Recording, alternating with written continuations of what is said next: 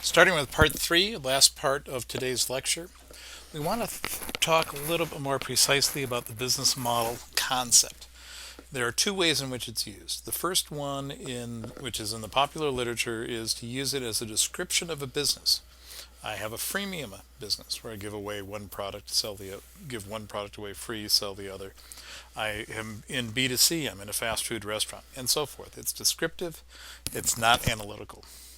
The idea is that by describing the business in that way, it provides you with a recipe that you can understand what the business is about, and then you can explain how you have adapted it to your particular needs.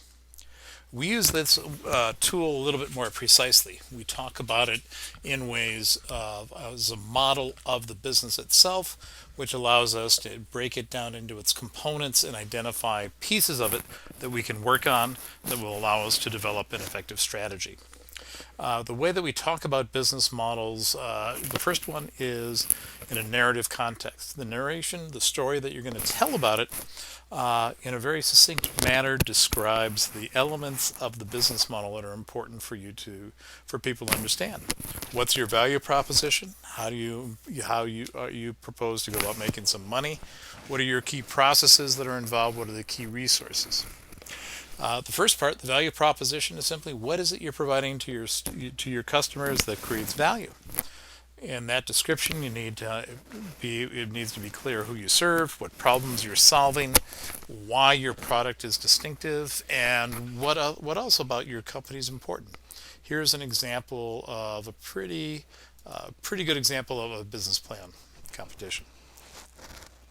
Every 3.5 seconds, a property crime is committed in the U.S. You're also at risk from disasters, fires, and floods. Would you know exactly what you lost if your house burned down? Mach 3 ID provides a fun and secure system to easily catalog your belongings using an app to scan barcodes and take pictures. Valuable items can be discreetly labeled with RFID tags for indisputable proof of ownership. The app will be available as a one-time purchase with the tags and recovery support offered on a subscription basis. None of our competitors offer the complete system we provide. Not LoJack, not Snag. There are 114 million households at risk in the U.S. 46% have at least one smartphone that can access our system. It can also be adapted for worldwide markets. We're seeking $180,000 to fund startup costs. We'll break even in 2 years and provide a 19 times return in 4. In the time I've been talking, 17 property crimes have occurred. Mach 3 ID. ID your life.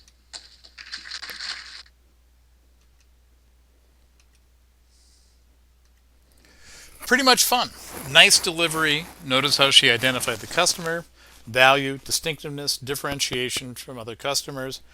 But she didn't really tell how you're going to go about making a profit. We didn't really tell you anything about what's happening inside the enterprise. So we need to provide and tell the rest of the story with respect to what the profit formula is.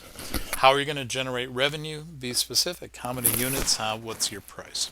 What's the cost structure? What's the relationship between fixed and variable cost? How do those costs vary with volume? What drives margins? All of those things need to be thought about and specifically addressed because it's there that profits are indeed generated. Key processes, what is it you do that make your product distinctive, allow you to reliably and repeatedly serve your customers, and assure and sustain the quality of your products and services over time. Those are the processes that need to be identified, and you need to persuade people when you're talking to them that you will indeed be able to execute on that. More critically, if you're analyzing a business, those are the very vulnerable points, the vulnerabilities of a business that could be improved, or it could be weaknesses that need to be addressed if you're going to continue to prosper. Key resources, here we're focused on that stuff that's specialized, distinctive, that you own, control, use in delivering your goods or services. Things that are not specialized, you can hire them out. You can get them from anywhere else. So we want to focus on what's key or critical. When we move to the financial model, we have similar components. We've got the analog to the value proposition, which is the revenue model. What's the price? Gross margin model deals with cost of production. Operating cost covers the indirect cost structure. We work into working capital requirements, which is how much cash you need to sustain sales. And then finally, you can from this data and develop an investment schedule. First part, revenue questions. Why will someone buy your product or service?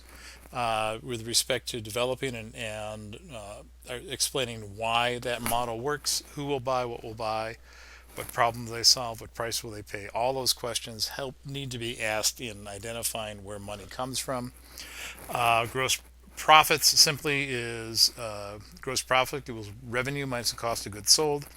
And the core question here is how much revenue is left after covering the direct cost of what's going on, and what is that price.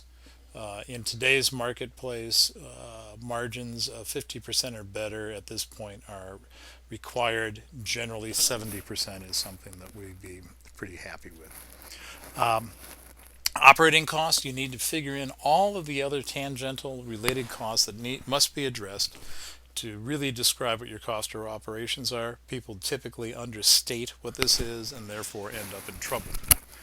When you back all those down, you end up coming up with a figure. You know how much money is flown through to support $1 worth of sales.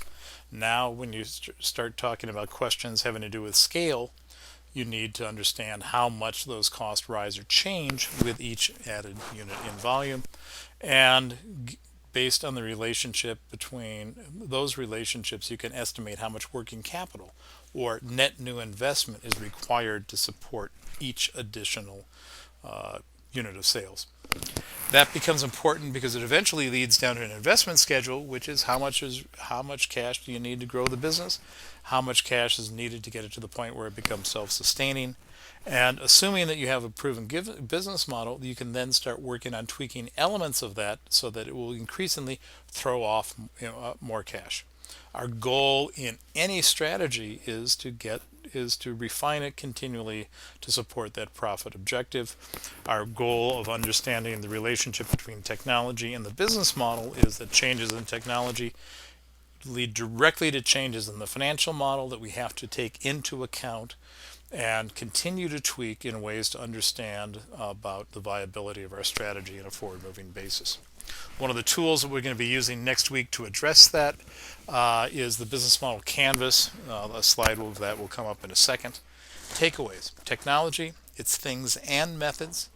Business model innovation represents a strategic response to technological change. How do we change business practice to lever technology advances? And to be successful means we not only have to implement the new technology, but we also have to understand the relationship between that, changes in business practice, and how those changes affect the value proposition for customers. This is the business model canvas. We use it in class next week. It helps us analyze a business in ways that we can better understand these relationships. Look forward to seeing you on Wednesday night. All the best. Take care.